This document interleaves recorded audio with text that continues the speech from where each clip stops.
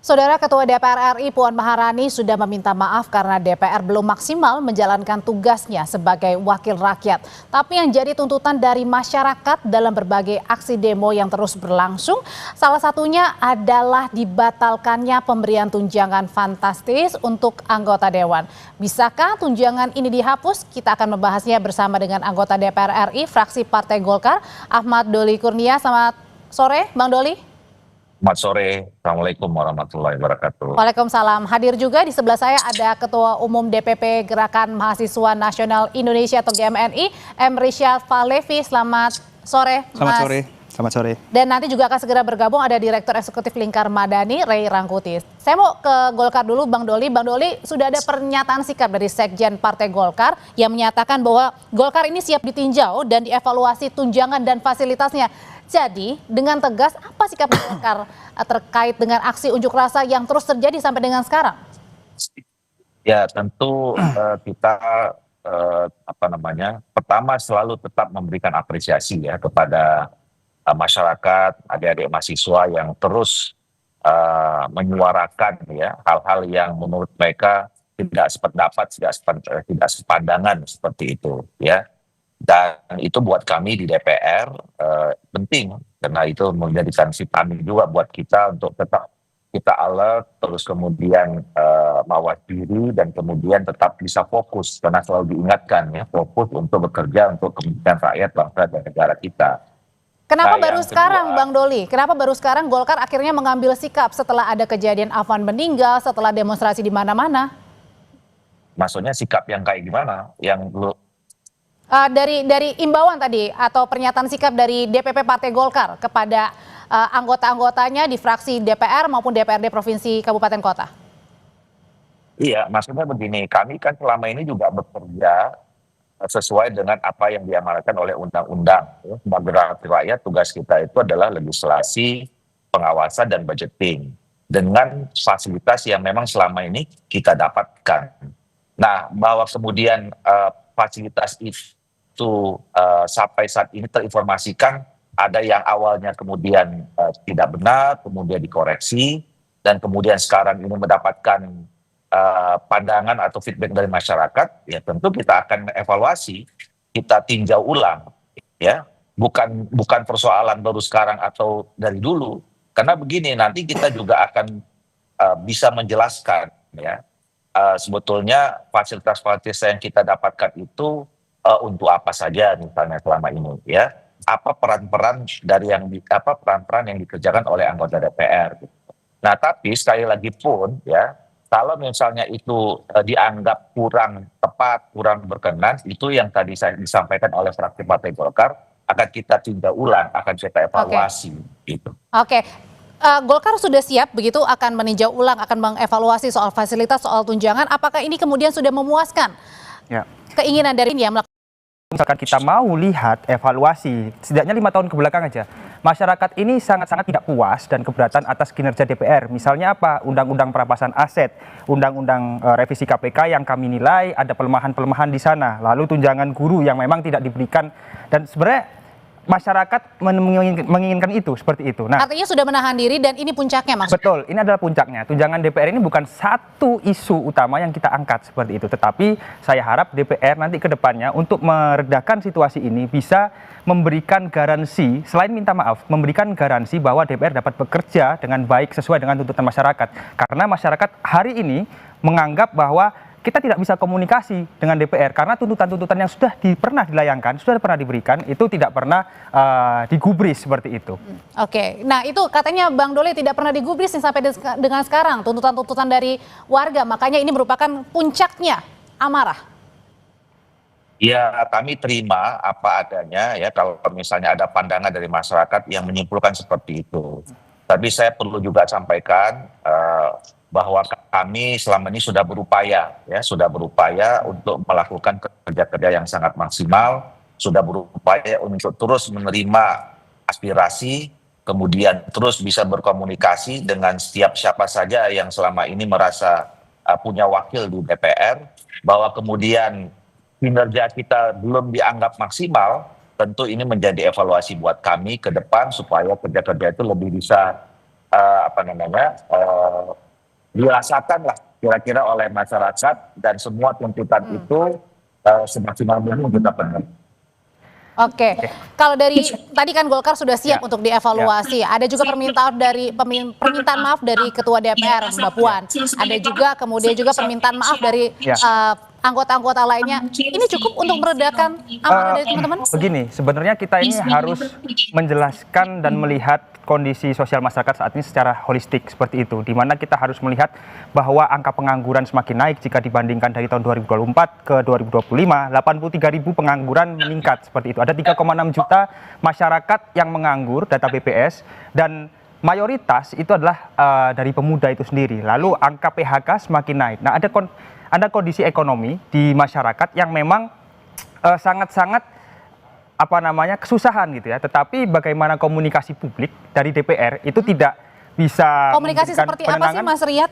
Misalnya Mas ada Rizya? beberapa anggota DPR yang mengatakan bahwa 3 juta per bulan untuk rumah itu sangat-sangat rendah. Lalu ada anggota DPR yang mengatakan bahwa rumah dari Bintaro jauh ke Senayan dan sebagainya. Padahal kondisi masyarakat itu day to day-nya, hari per harinya mereka jauh sekali. Perjalanan dari Bekasi misalnya ke pusat Jakarta, Bogor, dan itu tidak ada masyarakat mengeluh. Tetapi ketika perwakilan rakyat dari DPR itu mengatakan hal-hal yang demikian, tentu ini sangat menyinggung-nyinggung perasaan dari masyarakat itu sendiri. Nah, itu yang pertama. Maka menurut kami hal-hal yang bisa meredakan situasi ini adalah DPR dapat mengevaluasi dirinya, itu pertama. Tidak hanya cukup Kan sudah tadi katanya sudah siap, PAN sudah siap, Golkar sudah siap mengevaluasi. Betul.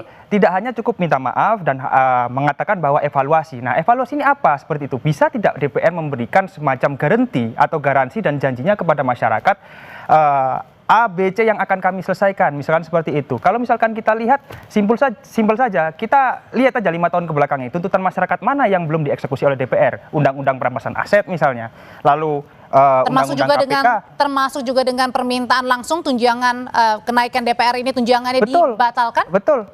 Apalagi kalau misalkan Partai Golkar sudah menyatakan bahwa kesediaannya mengevaluasi tunjangan tersebut dan beberapa anggota lain juga bisa menyampaikan itu, tentu ini menjadi peluang yang bagus. Tetapi harapan kami tidak cukup sampai di situ. Kenapa? Karena gerakan hari ini tidak hanya berfokus titik pada tunjangan DPR saja, tetapi ini adalah sebuah akumulasi dari kegagalan DPR dari setidaknya 5 tahun kebelakangan ini.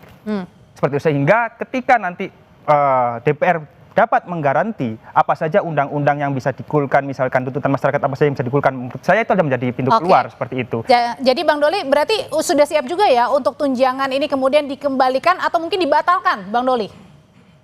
Pertama kan sudah dijelaskan oleh pimpinan DPR, kalau yang selama ini dalam seminggu ini yang jadi polemik adalah soal tunjangan perumahan, itu kan sudah dijelaskan ya bahwa itu akan sampai Oktober 2025.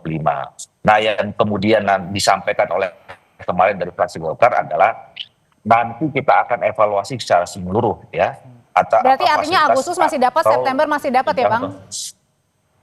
Ya, itu yang dijelaskan kemarin oleh pimpinan. Nah, makanya sekarang ini kami sudah menyampaikan lagi ya kepada dari fraksi Golkar, besok kita masuk DPR, mungkin kita sudah mulai mengajak teman-teman pimpinan dan fraksi-fraksi yang lain untuk kemudian mengevaluasi lagi, meninjau ulang tentang fasilitas itu. Nah, yang kedua begini. Bisa tidak? Yang kedua begini, saya juga mau sampaikan ya bahwa oke lah kemudian ada 1-2 undang-undang yang selama ini mungkin masyarakat menilai belum deliver gitu ya. Nah, tapi kami juga minta tolong secara objektif, jangan juga disimpulkan selama ini seolah-olah DPR ini tidak melakukan apa-apa, gitu ya, tidak bekerja apa-apa, gitu loh. Nah, walaupun memang bisa jadi apa yang sudah kami kerjakan itu juga belum tentu bisa memuaskan dan kemudian menjawab semua persoalan. Mungkin jangan-jangan ini problemnya karena komunikasi juga, Bang Doli. Ya, itu yang saya sampaikan ya, soal kalau komunikasi itu kan relatif ya, tapi katakanlah ada 1, 2, 3 orang yang kemarin menyampaikan itu. Saya dari 4 hari yang lalu sudah mengatakan, oke lah, kalaupun kemudian ada yang menilai sikap, pernyataan, tindak tanduk dari sebagian orang anggota DPR itu yang kurang berkenan, saya waktu itu mengambil inisiatif, mengatasnamakan kawan-kawan, minta maaf. Dan ini menjadi koreksi kami ke depan supaya memang siapapun kami yang sekarang menjadi anggota DPR itu tidak lagi berperilaku bersikap seperti itu. Dan itu menjadi koreksi kami. Oke, menjadi koreksi, Bang Rey, apakah ini memang murni karena komunikasi atau apa sebenarnya yang merupakan ini jadi puncak amarah dari warga sehingga terjadi demonstrasi di mana-mana, unjuk rasa di mana-mana? Saya kira komunikasi itu mungkin faktor keempat kelima. Faktor pertamanya itu adalah soal kinerja, kedua adalah soal kesenjangan antara rakyat dengan wakil mereka di DPR gitu. Yang ketiga, di tengah kesenjangan itu ada muncul semacam perayaan kesenjangan itu gitu loh. Jadi udah senjang, dan ini ada catatan yang saya baru terima nih dari kawan saya namanya Saidiman Ahmad ya. Dia mencatat perbedaan kelipatan perolehan keuangan lah ya, antara umumnya masyarakat Indonesia penghasilannya dengan anggota DPR di beberapa tempat di seluruh dunia. Ternyata yang paling tinggi itu di dalam catatan itu memang Indonesia. Indonesia itu 42 kali kelipatan kesenjangannya. Artinya pendapatan kesenjangan antara warga rata-rata biasa masyarakat Indonesia dengan DPR yang jauh sekali. Di negara-negara Skandinavia ya, Eropa umumnya itu paling tinggi itu 2 kali lipat, 3 kali lipat. Di Thailand 6 kali lipat. Di kita? 42 kali lipat. 42 kali lipat. Kesenjangannya. Coba Anda bayangkan kalau misalnya begini loh. Kalau misalnya rata-rata penghasilan kita di Indonesia itu, katakanlah ya, rata-rata ini pukul rata, 70.000, 80.000 per hari. Kan DPR bisa 3 juta. Ya.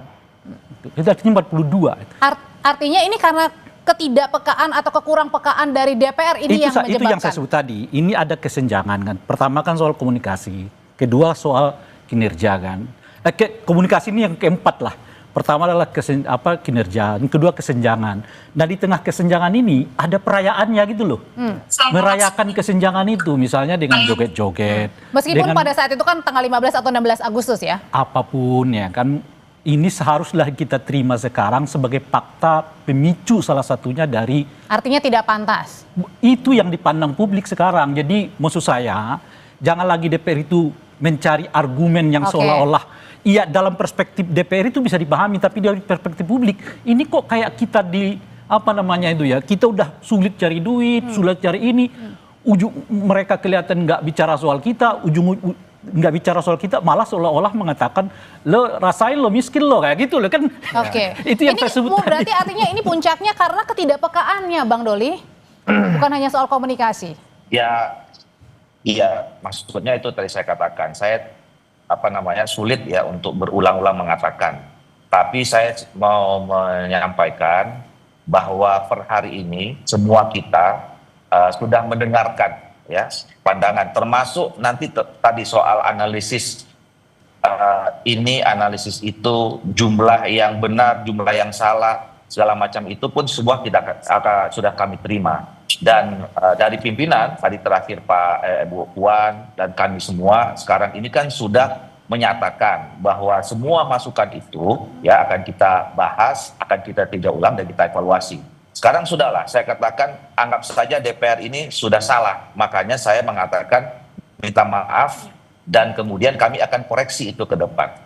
Oke, apakah permintaan maaf juga tadi dari Golkar, dari Partai Golkar, kemudian juga dari Ketua DPR, Mas Rishad, ini juga cukup? Ataukah juga mungkin anggota-anggota DPR yang memicu kemarahan publik yang sampai dengan saat ini kabarnya katanya ada yang lagi di luar negeri dan lain sebagainya, itu yang kemudian juga masih belum diterima sama publik? Menurut kami permintaan maaf saja tidak cukup. Kenapa? Karena itu satu hal yang normatif. Itu seharusnya dilakukan. Memang karena ketika orang posisinya salah, ya harus minta maaf kan seperti itu tuh.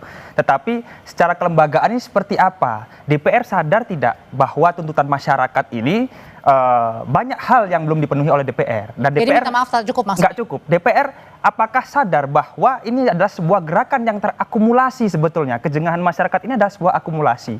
Bahwa tuntutan-tuntutan mereka seperti yang saya sampaikan, undang-undang perampasan aset, undang-undang revisi KPK yang melemahkan KPK, tunjangan guru yang memang tidak segera diperhatikan. Nah ini kan banyak hal yang tidak diperhatikan. Sehingga corak demonstrasi saat ini itu sangat berbeda dengan yang lainnya.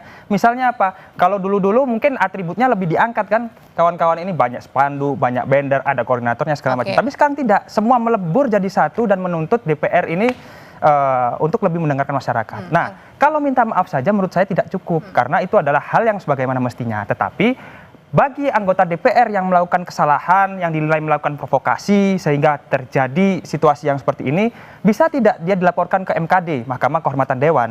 DPP GMNI sendiri sudah melaporkan hal tersebut, tetapi bagaimana prosesnya? Tentu bagaimana sikap dari anggota dan partai-partai yang ada di dalam. Bentuk laporannya seperti apa ini ke MKD nanti ya akan dijawab usai jeda, tetap bersama kami di Kompas Petang.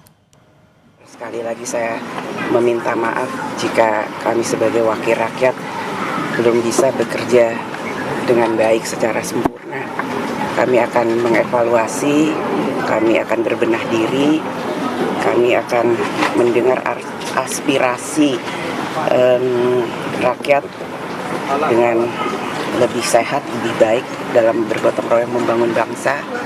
Dan marilah kita bangun bangsa ini bersama-sama, kita berdiskusi, kita dengarkan masukan-masukan dari para tokoh bangsa. Rumah DPR apakah itu akan dicabut, Mbak Puan? Kan sudah disampaikan bahwa itu hanya sampai Oktober. Harus menahan diri dan jangan saling menyakiti, kita saling menghormati dan menghargai. Ya, masih bergabung bersama saya ada Bang Doli ya, yang bergabung melalui Zoom, kemudian juga ada Bang Rey dan juga Mas Risyad. Bang Doli, jadi apa yang sebaiknya DPR dapat lakukan supaya ini kemudian guyup lagi, DPR kembali bekerja, masyarakat juga dapat kembali lagi beraktivitas, Bang Doli? Ya, mengoreksi diri. Kalau selama ini kita merasa bahwa sudah bekerja dengan baik, ternyata itu belum cukup. Jadi kita harus lebih sungguh-sungguh, lebih serius lagi bekerja dan kemudian membangun komunikasi yang juga bagus dengan masyarakat.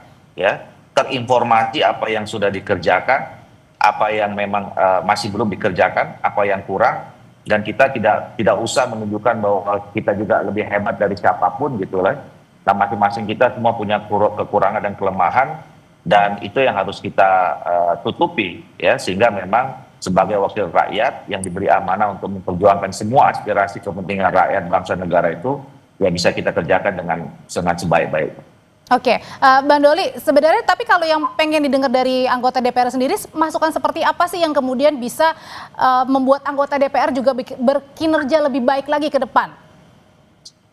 Ya, saya kira apa yang disampaikan dalam seminggu ini ya itu membuat kami seharusnya semakin ya memicu diri ya untuk bisa bekerja. Jadi itu yang saya katakan. Saya memberikan apresiasi dan berterima kasih kalau rakyat itu masih mendatangi rumahnya ya untuk menegur kami, mengingatkan kami gitu. Karena kami juga perlu diingatkan gitu ya, perlu juga dimonitor kerjanya, perlu juga terus dimotivasi untuk bekerja dengan sungguh-sungguh gitu.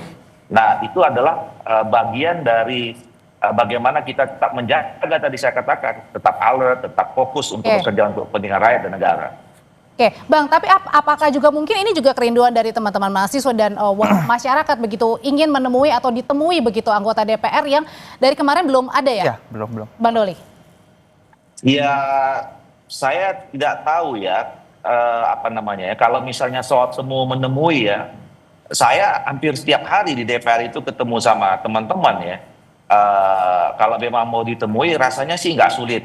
Nah, kalau kemudian dalam situasi yang kemarin ya, tuntutan teman-teman untuk menemui teman-teman DPR, ya tentu kami kan punya mekanismenya ya. Kalau saya memang diminta untuk ketemu dengan teman-teman, hari ini juga saya kapan kita mau ketemu, boleh saja kita datang dengan tangan terbuka gitu.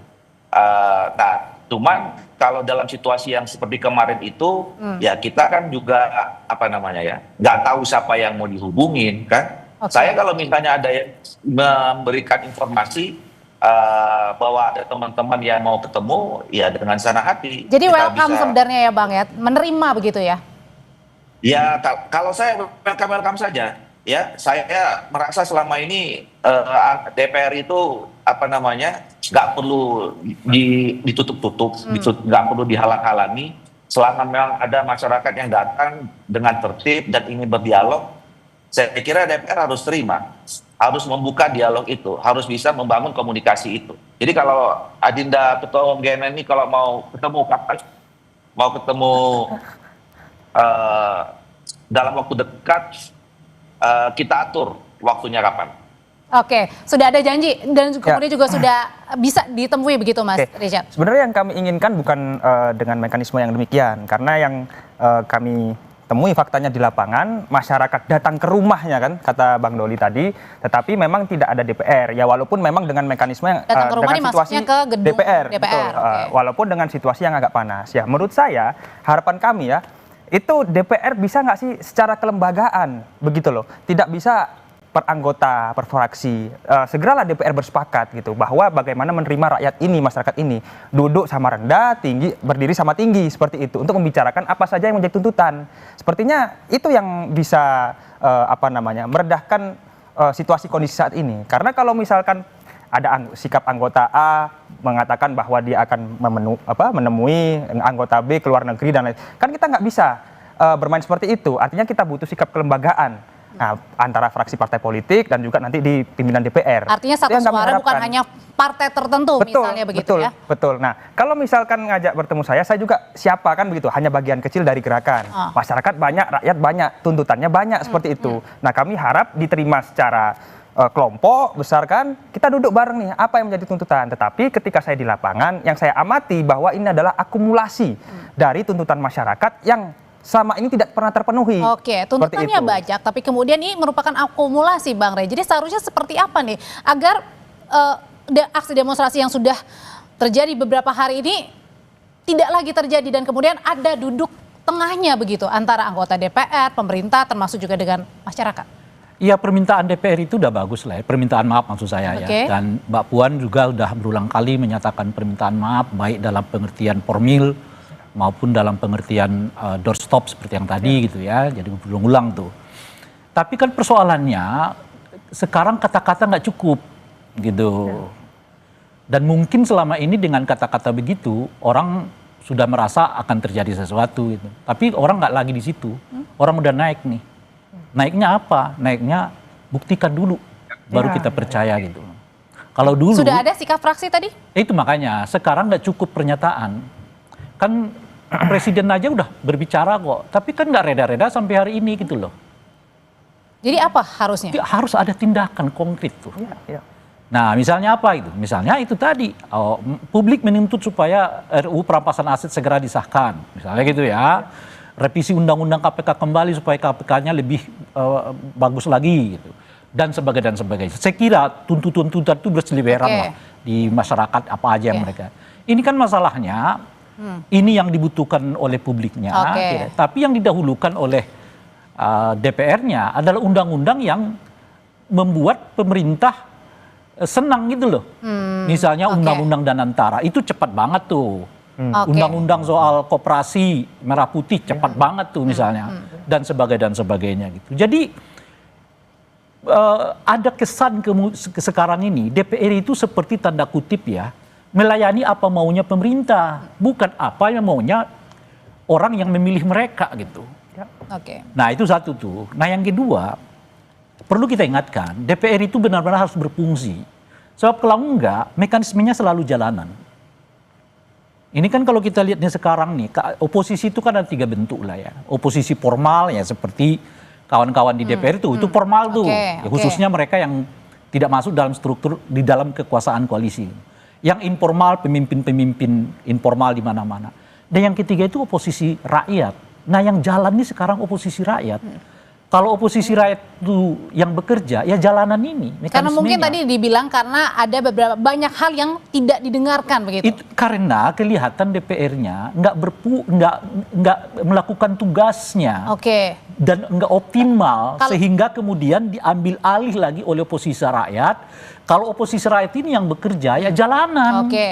Mekanismenya dinilai gitu. Bang Doli katanya kurang optimal Bang Doli. Itu makanya supaya jalanan ini selesai, memang mau tidak mau DPR-nya harus kerja supaya ada kanalisasi nih. Kan kanalisasi terhadap kritik terhadap pemerintah, kan kanalisasi publiknya itu kan ke DPR gitu loh kira-kira. Kita tanya dulu ya, terutama misalnya soal tadi RUU perampasan aset yang hingga kini juga masih ditanyakan publik, Bang Doli. Sebenarnya update-nya seperti apa supaya ini juga bisa publik tahu, Bang Doli? Ya, pertama tadi Undang-Undang Koperasi sampai sekarang belum kita sahkan ya, karena memang masih ada berbagai persoalan. Jadi nggak ada kaitannya dengan soal pembentukan koperasi merah putih.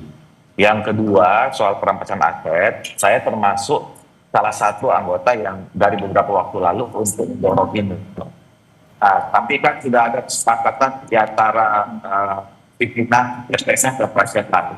Undang-undang perampasan aset itu akan dibahas setelah undang-undang selesai. Ya, dan juga memang ada ada korelasinya, ada kaitannya dengan soal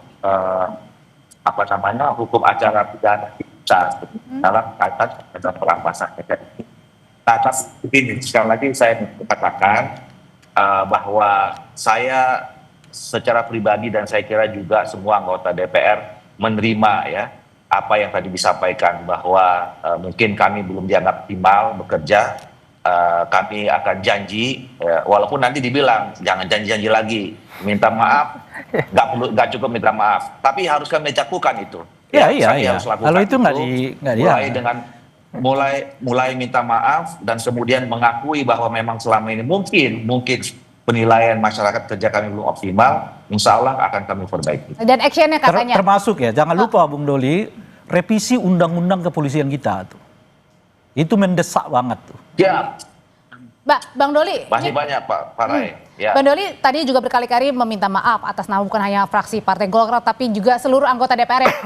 Nah, tetapi yang mungkin juga dinanti adalah publik adalah soal keberadaan dari anggota-anggota DPR begitu yang kemudian memicu dianggap memicu begitu klimaks dari amarah dari masyarakat. Sebenarnya sudah ada imbauan atau seperti apa, Bang Doli, kepada anggota-anggota DPR yang kemudian memicu kemarahan? Misalnya keberadaan anggota DPR maksudnya gimana tadi, Andre? Ya, misalnya contohnya kayak Bang Ahmad Sahroni begitu yang kemudian ini memantik ya teman-teman kemudian. Oh iya. Tapi kan sudah dengar keberadaannya juga, sekarang kemana, di mana Bang Doli? Waduh, nggak tahu. Tapi kan saya kira fraksi Nasdem kan juga meresponnya dengan cepat ya, kemudian mengganti Saudara Sahroni jadi tidak lagi menjadi wakil ketua Komisi 3, sekarang menjadi anggota Komisi 1 gitu. Iya. Saya kira itu kan teguran yang luar biasa ya. Tapi keras statementnya rotasi strategis, Bang. Gimana? Statement dari Nasdem itu adalah rotasi strategis, bukan sebuah mekanisme hukuman seperti itu. Jadi ini yang perlu kita amati dan pertanyakan kan? Iya, itu nggak apa-apa Adinda menilai seperti itu. Ya, mau dibilang rotasi strategis atau hukuman segala macam. Saya nggak mau mencampuri urusan partai masing-masing ya. Apakah itu mekanismenya hukuman itu seperti itu atau lebih dari itu, saya nggak tahu. Apakah berhenti dari situ? Itu bukan penilaian saya, Bang Doli, izin. Tapi statement dari Partai Nasdem sendiri, bukan penilaian dari saya. Jadi artinya kami bisa menganggap bahwa itu bukan sebuah mekanisme hukuman seperti itu. Oke. Iya, makanya. Tapi menurut saya itu adalah respons ya, mau dia hukum atau tidak. Saya kira apa yang diputuskan oleh fraksi Nasdem itu ada respons dari apa yang terjadi di publik. Tadi kan ditanyakan tadi sama Andre soal keberadaan apa reaksi DPR. Menurut saya itu salah satu reaksi DPR dari fraksi Partai Nasdem. Ya, jadi masing-masing fraksi punya kebijakan gitu ya, Bang? Ya, semua di DPR punya kebijakan, masing-masing fraksi punya kebijakan. Dan ini kan nggak selesai sampai hari ini. Kita kan nggak tahu nih besok. Kan kalau kami misalnya di fraksi Partai Golkar sudah disampaikan tadi bahwa kami akan rapat di internal, kemudian meminta DPR untuk ikut mengkaji ulang dan meminta semua fraksi untuk tidak banyak lagi berkomentar dan kemudian untuk menunjukkan hal-hal yang tidak diterima oleh publik, bukan hanya DPR tapi seluruh Indonesia. Nah, itu kebijakan partai kami. Tapi kami akan mendorong ini menjadi kebijakan atau keputusan institusi DPR yang perlu kita bahas bersama-sama. Kira-kira begitu. Bang Doli, ini kita baru saja menerima informasi dari beberapa menit yang lalu ini bahwa kabarnya ada segelintir masyarakat gitu ya, atau masyarakat sedang mendatangi rumah dari Ahmad Sahroni. Abang sudah mendengar hal itu, Bang? Saya tadi lihat sekilas ya, sebelum masuk ini ada video yang menunjukkan itu gitu. Saya belum tahu apakah itu, kadang-kadang kan kita harus cek ya informasi itu benar atau tidak. Tapi saya sudah lihat tadi bahwa disebutkan Tapi sudah itu beredar di mana-mana ini. masa mendatangi rumah Pak Sahroni. Ya tentu kita tidak berharap seperti itu ya. Kalaupun kemudian ada hukuman, tentu ada mekanismenya. Tapi ya tidak bisa juga dihindari situasi yang seperti sekarang ini ya, bahwa ada amarah yang muncul dari masyarakat yang tentu ya mudah-mudahan ini bisa tidak berlanjut berkepanjangan lah, kira-kira begitu. Oke, nah setelah kemudian DPR janji terbuka dan ada dari sore hari ini, Mas Rishad, kemudian sebenarnya apa keinginan juga dari masyarakat nih? Iya, supaya tidak berkepanjangan saya sepakat Bang Doli, tapi supaya tidak berkepanjangan itu bagaimana caranya, kan ini yang sebenarnya kita cari seperti itu. Nah kalau kami menyampaikan di sini, tadi Bang Doli juga sudah menyampaikan terima kasih pada rakyat yang masih mau mendatangi rumah rakyat, yaitu DPR kan. Nah, seharusnya DPR ini standby saja, tetap kerja saja sebagaimana mestinya gitu loh, menunjukkan kinerja dengan hasil-hasilnya seperti itu. Proseslah tuntutan-tuntutan masyarakat, bukan geser dari kantor seperti itu, bahkan statement WFH saja dan lain sebagainya. Nah, dengan kondisi yang demikian, nah tentunya kita situasi itu bisa meredam gitu loh. Bahkan Bapak Ahmad Sahroni kita nggak pernah lah ingin kejadian seperti hari ini kan, rumah beliau didatangin segala macam. Tapi ini kan amarah massa, karena yang bersangkutan juga tidak segera diproses gitu ya secara mekanisme internal melalui Mahkamah Kehormatan Dewan. Meskipun tadi juga sudah dikatakan kan melalui mekanisme partai kan sudah dipindah. Iya, tapi kan kalau kita cross check itu adalah bukan sebuah semacam hukuman gitu. Itu adalah rotasi strategis dan itu bisa dicek di media, statement Nasdem seperti itu.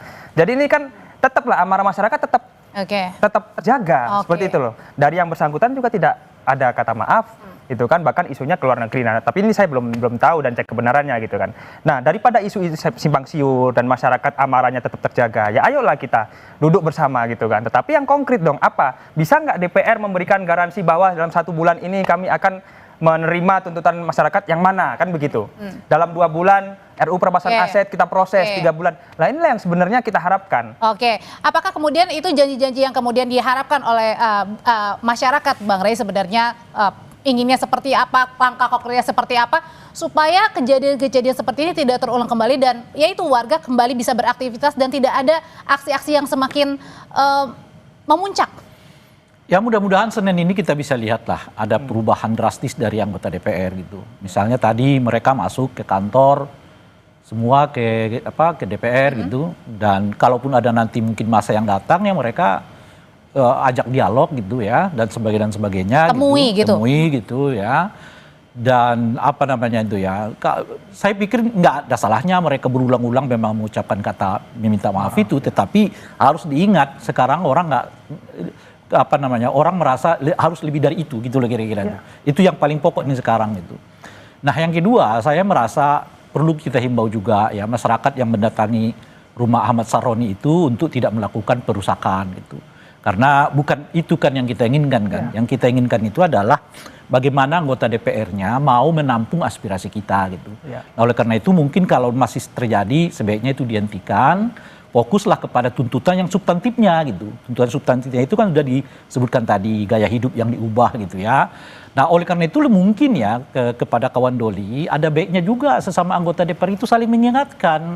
Jadi jangan bukan sesama antar. Iya, jangan saya kan nggak itu praksi yang lain gitu. Iya itu praksi yang lain tapi sama anggota DPR gitu loh kira-kira. Misalnya soal apa? Kan dari dulu orang mengkritiknya DPR itu kayak showroom mobil gitu loh kira-kira tuh. Misalnya gitu ya, parade passion gitu ya dan sebagainya gitu. Maka apa istilahnya itu ya? Ubah stylenya, Anda ini wakil rakyat, jadi kalaupun Anda ingin berbeda dengan rakyat itu jangan sampai 42 kali lipat gitu loh. Berbedanya mungkin 3 kali lipat. Lebih peka begitu ya intinya ya. Karena perlu kita ketahui ya, yang paling pertama mestinya mengenal, mengetahui, merasakan dan mengempati apa yang dialami oleh masyarakat kita saat ini adalah wakil mereka di DPR. Gitu. Yang mereka pilih juga ya. Tentu. Nah kalau itu nggak terjadi, maka muncullah jalanan ini, itu maksud saya. Mas Rishad, kalau gitu kemudian adakah bentuk komitmen begitu dari teman-teman mahasiswa juga masyarakat begitu. Oke, boleh menyuarakan aspirasinya tetapi tidak merusak fasilitas umum, apalagi kemudian mendatangi rumah-rumah begitu yang kemudian ini tidak ada esensinya begitu. Ya sebetulnya begini Mbak Audrey ya, kita kan bisa membaca psikologi massa ya setidaknya seperti itu, apalagi pemerintah seperti itu. Kalau memang tuntutannya itu adalah ke DPR, ya seharusnya yang dituntut ini ya mawas diri, sense of crisisnya ada gitu kan, dan segera mengajak ngobrol. Karena kan mereka adalah perwakilan rakyat seperti itu. Nah kalau misalkan dibiarkan seperti ini maka semakin liar. Nah itu juga yang sebetulnya kami tidak inginkan. Misalnya apa?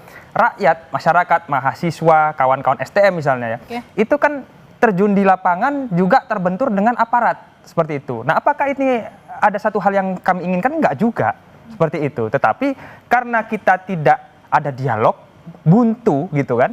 Nah, sehingga menyebabkan ini kemana-mana gitu kan. Kita dibenturkan antara rakyat dan aparat, bahkan jangan-jangan rakyat dengan rakyat dan seterusnya. Nah, saya rasa siapa yang paling berkepentingan, siapa yang harus bertanggung jawab, nah itulah yang harus mengambil tindakan. Intinya tadi adalah berdialog ya? Betul. Oke, nah kalau gitu Bang Doli juga mewakili dari teman-teman di anggota DPR, bagaimana caranya juga mengajak agar aspirasinya kita tampung, tapi kemudian masyarakat tetap berjalan lagi seperti biasanya beraktivitas lagi, tidak ada anarkis lagi, tidak ada demonstrasi di mana-mana lagi, tetap menyuarakan tetapi juga dengan aksi yang damai, tidak merusak fasilitas umum juga, Bang Doli?